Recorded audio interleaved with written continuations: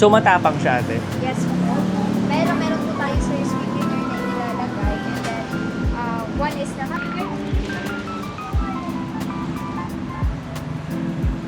sometimes po kasi iniisip natin kapag ang branding is Lola Felicidad, ay recipe ni Lola. Oo, parang ganun nga yung isip. Actually sir, hindi po. Ito po ay recipe po mismo ng owner namin. Ayun guys, so good morning. Papunta tayo ngayon sa Morong Rizal. 45 kilometers yung travel distance natin from bahay. So currently, battery state of charge natin is 98%. And then 45 kilometers tapos 1 hour and 40 minutes din yung biyahe natin. So medyo ma-traffic kasi medyo na-late ako ng gising. Pero kung kaninang umaga to, siguro around 1 hour and 20 minutes lang naman. So yun guys, tara! Good morning, samahan nyo ako. Punta natin yung family natin. So nandun yung side ng wife ko nga pala sa Morong Rizal. So doon tayo papunta ngayon. Hopefully maluwag naman pero still a little may build up ng traffic kasi 1 hour 47 minutes ang travel natin. So ayun guys, so tara, good morning, samahan nyo ako.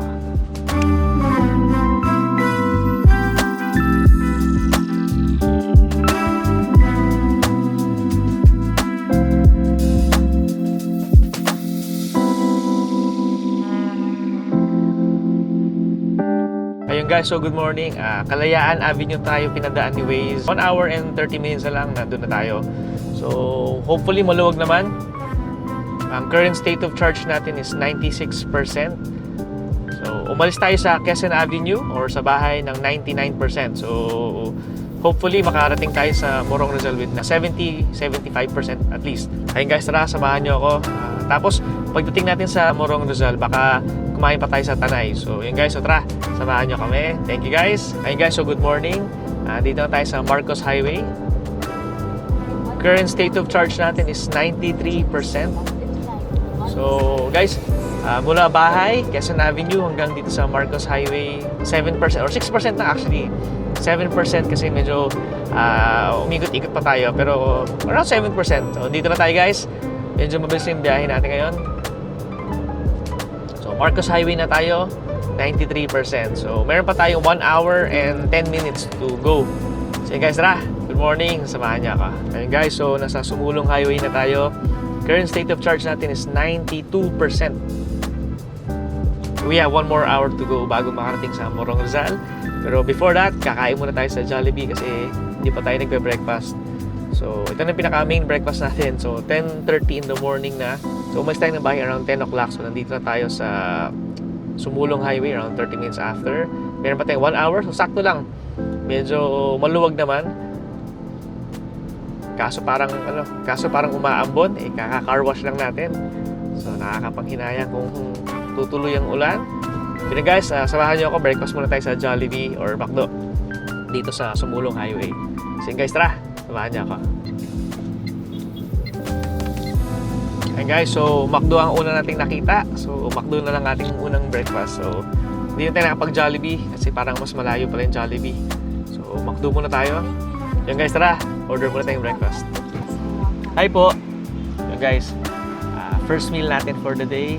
Hindi pa tayo kumakain. So tara guys, samahan niyo ako. Kain muna tayo. So guys, breakfast muna tayo, tapos diretso tayo. Ay, sir, sa kanila po yung crispy chicken sandwich sa large. Yes po, yes po. Okay. Thank you po. Thank you. Guys, so dito tayo sa McDo ngayon. Diretso na tayo. Bago tayo mabot dun sa mga paahon na part, so 91% ang current state of charge natin o SOC natin. 91%. So tingnan natin guys kung ilang percent ang mababawas pagdating natin sa Morong Rizal. So wala naman traffic, so diretso lang. So tara, samahan niyo ako. Wait, breakfast muna tayo. Hindi pa tayo kumakain. So yun guys, tara. Samahan niyo ako.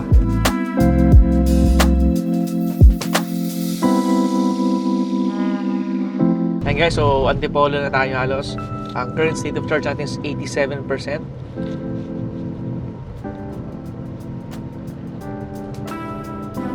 Current state of charge natin is 87%.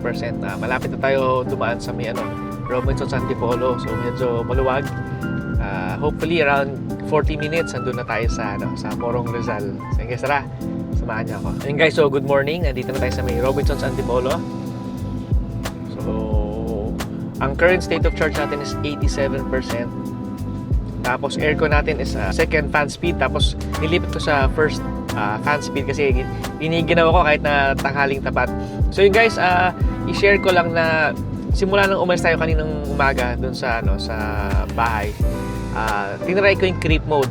So hindi ko lang sure kung alam ng iba. So yung VinFast VF3 meron siyang creep mode, meaning siya yung parang pag nilagay mo siya sa drive or sa reverse, tapos kunyari galing siyang neutral or galing sa park, pagka binitawan mo yung brakes, kusa siyang aandar, kusa siyang aabante, or mag-move forward siya or magre-reverse siya. So initial kumbaga parang initial movement ng car. So versus na naka-off siya, na parang pagka inapakan mo yung kunyari nakaapak ka sa brakes tapos binitawan mo yung brakes, wala mangyayari. So hindi siya aandar, hindi siya aabante, hindi siya mag-forward, hindi siya magre-reverse.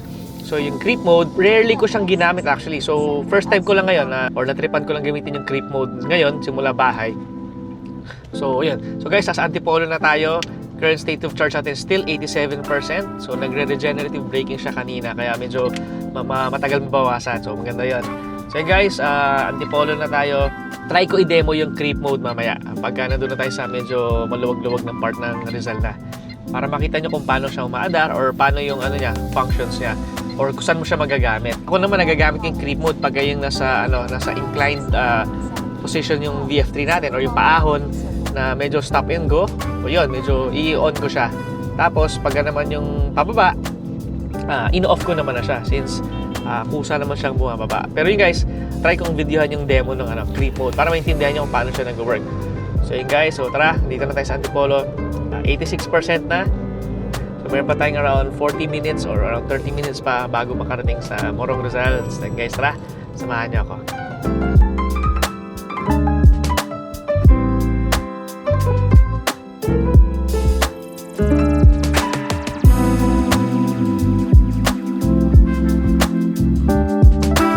Ayan guys, so medyo malapit-lapit na tayo. Tatry ko lang i-compare yung yung consumption ng battery niya with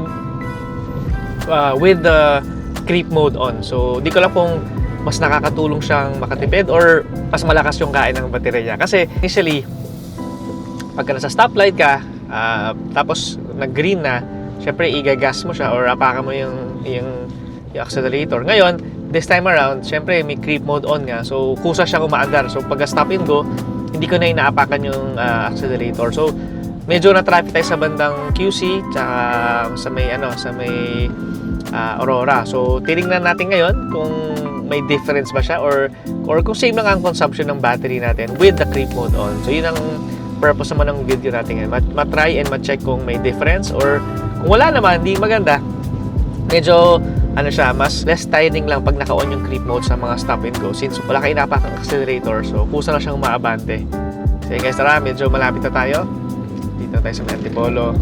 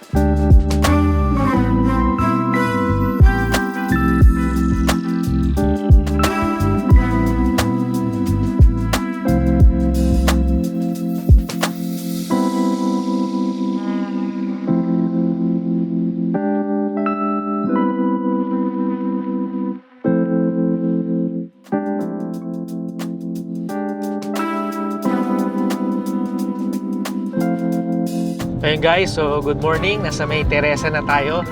So guys, pakita ko lang sa inyo yung sa regenerative braking niya. So nung nasa Antipolo tayo, di ba, paahon tayo. So ang Turn right on E. Rodriguez Avenue.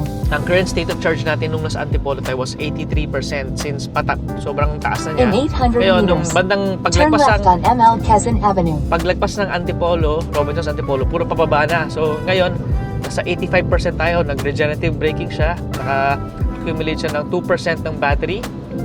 So kita nyo, naging 85% tayo ulit. So laking tulong din yun.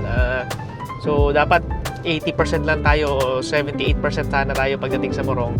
Since medyo marami tayong na regenerative braking na naipon, again, umangat siya ulit. So makakarating tayo sa Morong Rizal with 80 or 81% siguro. Ayun guys, so good morning. Ayun guys, so dito na tayo sa Morong Rizal. So current state of charge natin is 83%. So bago tayo makarating sa bahay nila Mrs. siguro mga around 10 minutes lang naman. So ayun guys, so dito na tayo sa Morong Rizal. Ang current state of charge natin is 82%. So yun guys, 18% ang nabawas natin mula sa bahay. Papunta hanggang makarating tayo dito sa Morong Rizal. And parang nakita ko parang kasing tipid niya yung naka-off yung creep mode, or parang mas matipid pa ng konti si creep mode. Kasi less apak sa accelerator and kusa siyang umaandar, tapos less effort I think. So para sa akin parang mas matipid pa kasi creep mode eh. So simula nung nakuha natin si VF3, never natin tinurn on tong creep mode. Bihirang-bihira. Sobrang bihira natin paandarin tong creep mode. The only time na pinapa-under natin to or ginagamit natin to tuwing nasa paahon, the stop and go. So ngayon, dito na tayo sa Morong Rizal. Papark muna ako sa isang area na medyo maluwag. I-demo ko sa inyo yung creep mode.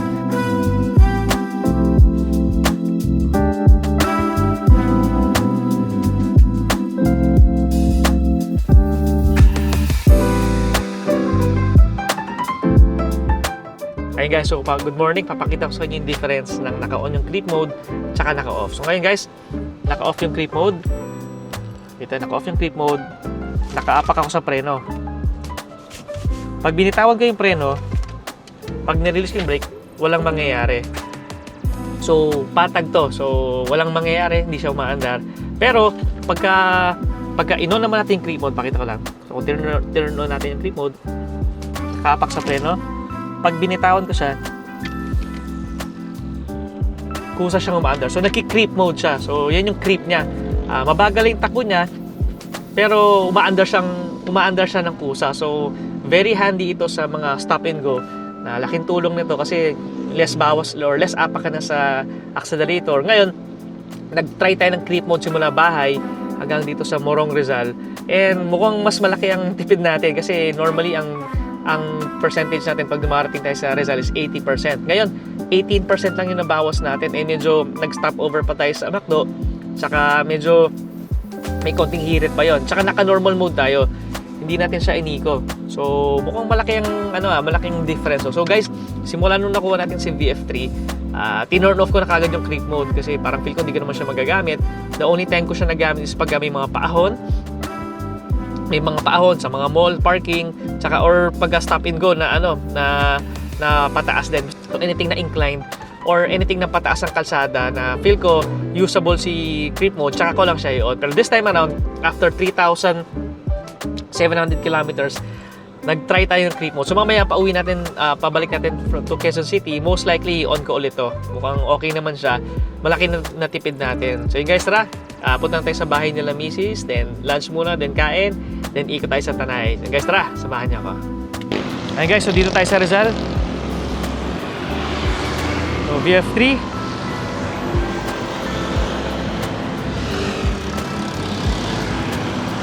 Ganda. So nakarating si VF3 with 18% left.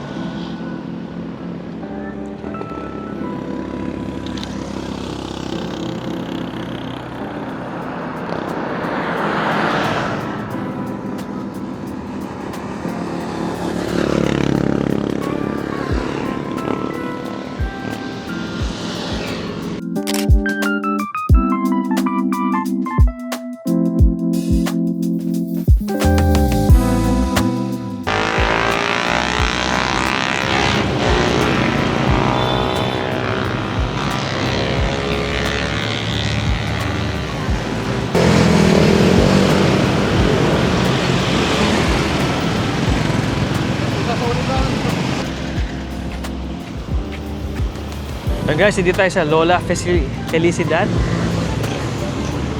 So, home of probinsya style donut and Palayok coffee. So guys, may behind the scenes tayo ng Palayok coffee, no? Good afternoon po. Narito po tayo ngayon sa Lola Felicidad. Isa sa mga order nila sir ngayon ay ang signature coffee po. Signature Palayok coffee ng Lola Felicidad. signature pala yun. Okay, sige ate, go. Ngayon po, nagsisimmer na po tayo ng milk na ilalagay po natin sa inyong coffee. And then, pinapakulo lang po natin ngayon yung coffee natin na na-brewed na po natin a while ago. So, for a few minutes po, ready na po siya to serve, sir. Ayun guys, so dito tayo sa Morong Rizal. Tatry natin itong Lola Felicidad, home of probinsya style donut and palayo coffee. So guys, si Mrs. dinala tayo dito ngayon. So tatry natin yung kanilang coffee pati yung donut. So bale, katabi lang nila yung kalsada. So ito sa ating main highway. So medyo tabing kalsada siya. So most likely kung gusto niyo pumunta dito, lalakarin nyo. So kami, since yung bahay nila Mrs. malapit na dito, nilakad lang namin. So dito siya. So meron siyang parang ano dito, parang bridge. So guys, so hintayin natin matapos yung coffee natin, tapos kakain tayo ng donut. So tara guys, samahan niyo ako. Ganyan. Provincial style po kasi po, sir, coffee. So matapang siya ate. Yes po. Pero meron po tayo, sir, sweetener na inilalagay. And then, one is naka-mix and then another one is nakalagay po as take-out. Para po po ang sa bahay. pwede niyo po Timplahin. i-adjust. Okay, Yes okay. po, ilalagay lang natin. Wow, ang galing naman. So ayun guys, so dito tayo ngayon sa Lola Felicidad. So ang in-order natin is yung queso tsaka vanilla donut. So magkano yun ate? 49 pesos po isang order. So ilang piraso yun? 15 pesos po. 15? Order po, apo. Ayun guys, so 49 pesos lang guys. Meron tayong 15 pieces ng donut. So homemade siya. So style, probinsya style. So guys, tara, samahan nyo kami. Tikman natin to. Live butter. Guys, so ito yung itsura ng donut nila. So 15 pieces siya, 49 pesos. Balikot siya po. Yun po ang tawag. Siya po ay organic style po na sugar. Organic style. Yes po. Then ano po, may another one po tayo. Since malaki po yung coffee natin, yung ating service is possible po na gusto nyo pa pong mag-add ng another sweet. So, Pwede yun. yun po yung lalagay natin dito sa another niya po. So, bali dalawa po yung magiging sweetener nyo for serving po ng isang take-out po. Okay. So, ito po siya, sir. Ito po yung itsura ng balikot siya. So guys, Ito po. Balikot siya. parang sweetener. Yes po. Hindi siya biscuit or... Hindi po siya biscuit, sir. So guys, ako kung narinig nyo na to, balikucha raw yung tawag nila. Yes po. So, wala sa Manila niyan eh. Yes po. Wala sa So dito lang ba sa Morong Rizal yan? Wala po siya sa Manila, sir. So yun guys, so never pa natin na-try yung balikucha with palayok coffee. So ito siya. So tara, tikman natin yung palayok coffee.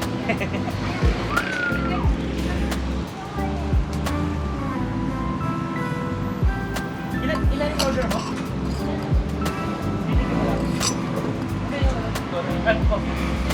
Tikman mo lang.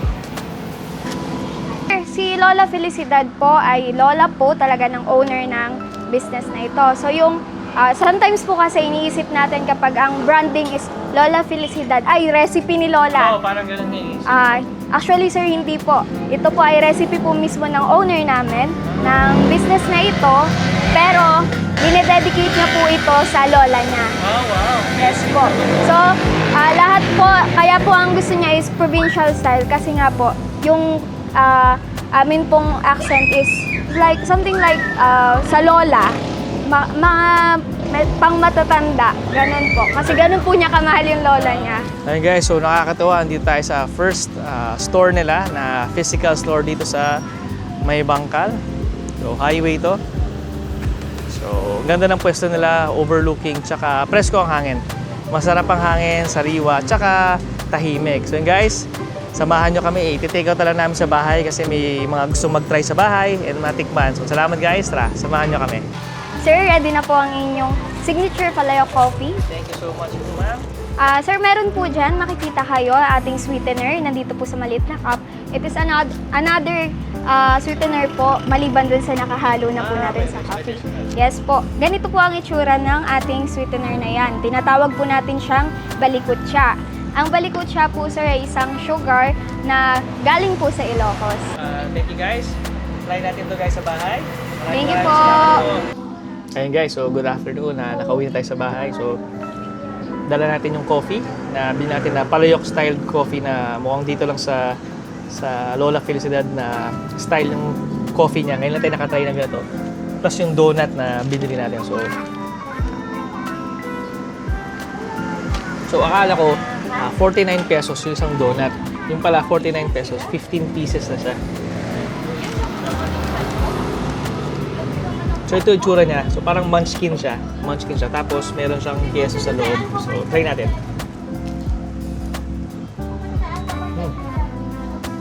So for 49 pesos guys, 15 pieces na yung kasama. Masarap naman siya. Kakaiba.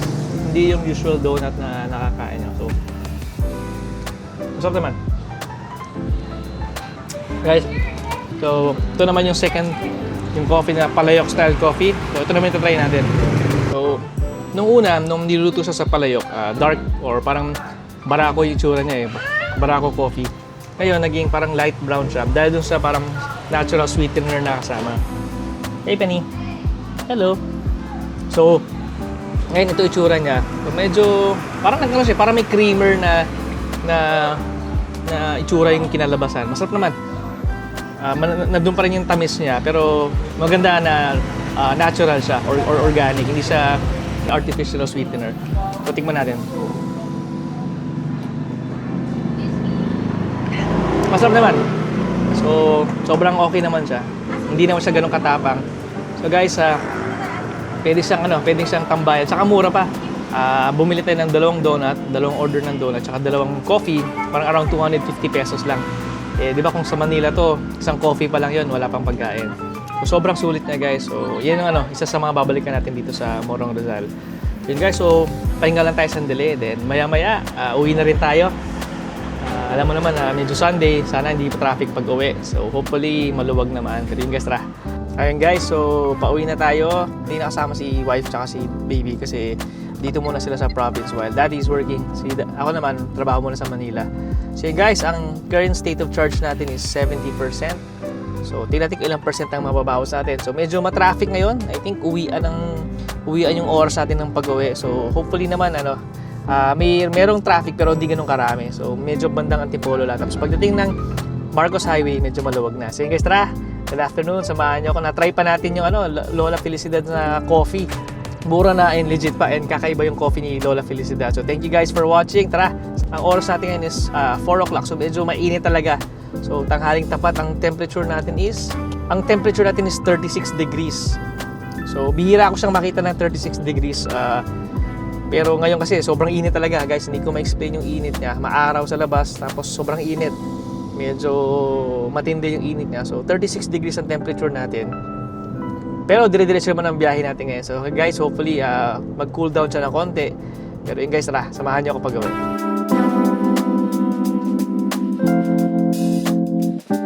Yun guys, so pauwi na tayo. Medyo nasa stress test natin si VF3 ngayon. Pabalik pa lang tayo na Antipolo. So medyo paahon lahat. Tapos sobrang init sa labas. So ang current temperature reading natin is 36 degrees.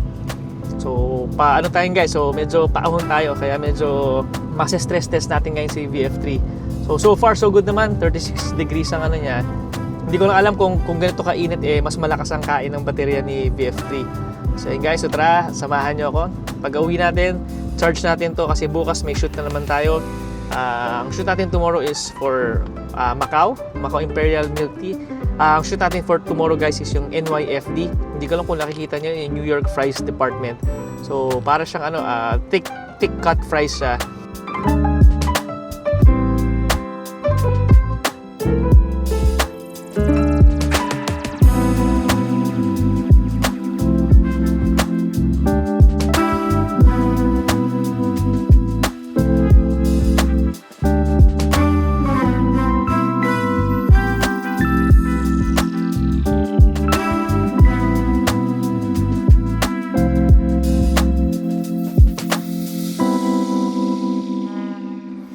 Guys, so good evening. Kauuwi lang natin. So yun guys, 53% yung natira sa battery natin from 70% from Morong Rizal.